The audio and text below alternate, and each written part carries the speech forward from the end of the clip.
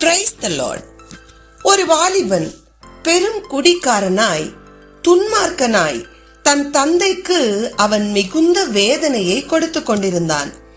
தன் மகன் சிறியவனாய் இருக்கும் போதே அவன் தாயை இழந்து விட்டபடியால் மிகவும் செல்லமாக அவனுக்கு தாயும் தந்தையுமாய் இருந்து வளர்த்தார். தன்னை மகன் இப்படி வேதனைப்படுத்துவதை எண்ணி யாரிடமும் சொல்லவும் முடியாமல் மெல்லவும் முடியாமல் உள்ளம் குமுறினார்.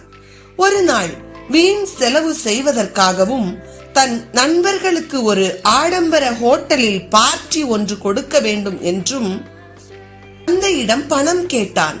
தந்தையோ தர மறுத்து முடியாது என கூறிவிட்டார். மகனுக்கு கோபம் வந்தது. அவன் தனது கை துப்பாக்கியை எடுத்தான். தந்தையை சுடப்போவதாக கூறி பயமுறுத்தினான். மகனின் பயமுறுத்தலுக்கு அந்த தகப்பனார் சிறிதும் அஞ்சவில்லை. மாறாக சலனமற்ற முகத்துடன் அவர் அவனை பார்த்து, மகனே, உன் இஷ்டம் போல் நீ என்னை சுட்டுக்கொள்.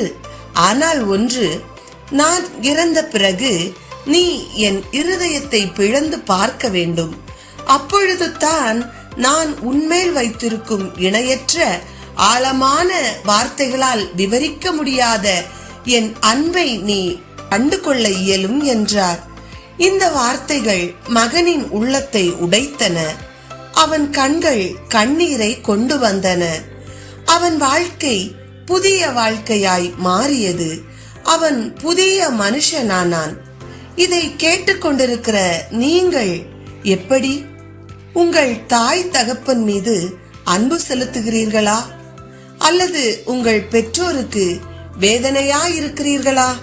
யோசித்து பாருங்கள். நாம் தாயையும் தகப்பனையும் அன்பு கூற வேண்டும். அவர்களை வேதனைப்படுத்த கூடாது. தாயையும் தகப்பனையும் தூஷிக்கிறவனுடைய தீபம் காரிருளில் அணைந்து போகும். அவர்கள் நம் வாழ்க்கையில் தீபத்தை போன்ற வெளிச்சம் கொடுக்கிறவர்கள். வெளிச்சம் இல்லை என்றால் நாம் உயிர் வாழ முடியாது. வேதாகமத்தில் ஒரு மனுஷனுக்கு 2 குமாரர்கள் இருந்தனர். இளையவன் தகப்பனிடம், தகப்பனே, ஆஸ்திகளில் எனக்கு வரும் பங்கை எனக்கு பங்கிட்டு தர வேண்டும் என கேட்டு வாங்கி எல்லாவற்றையும் எடுத்துக்கொண்டு தூர தேசத்துக்கு புறப்பட்டு போனான். துன்மார்க்கமாய் வாழ்ந்து தன் ஆஸ்தியை அழித்து போட்டான். எல்லாம் செலவழித்த பின்பு தேசத்திலே பஞ்சம் உண்டாயிற்று. அப்பொழுது உணவில்லாத அவன் உணவில்லாதபடியால் அந்த தேசத்து மனிதரிடம் போய் வேலை கேட்டான். இறுதியில் பன்றிகளை மேய்த்தான்.